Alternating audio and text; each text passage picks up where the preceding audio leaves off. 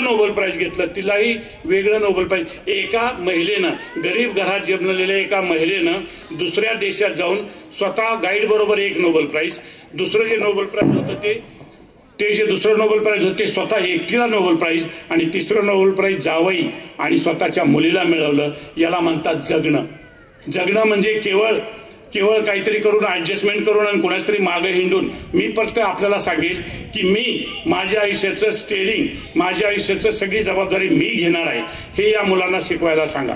मुलांना, मी प्राध्यापकांना, शिक्षकांना मी विनंती करीन की आपली विद्यार्थ्यांना वाट पाहावी. मी आता पाहत होतो, माझं मानसशास्त्र फार जबरदस्त आहे, म्हणजे मला गर्वात बोलत नाही, परंतु ज्या शिक्षकांसाठी टाळ्या जास्त वाजत होत्या, अशा का वाजतात याच्यावर आपण ओळखलं पाहिजे की इथं काय ते काय त्यांना गंमत करत नसतील त्यांची, पण मुलं स्पॉन्टेनियसली टाळ. कारण विद्यार्थ्यांना आणि विद्यार्थ्यांना मी सांगेन, स्वतः सिद्ध करा, स्वतःला सिद्ध करा.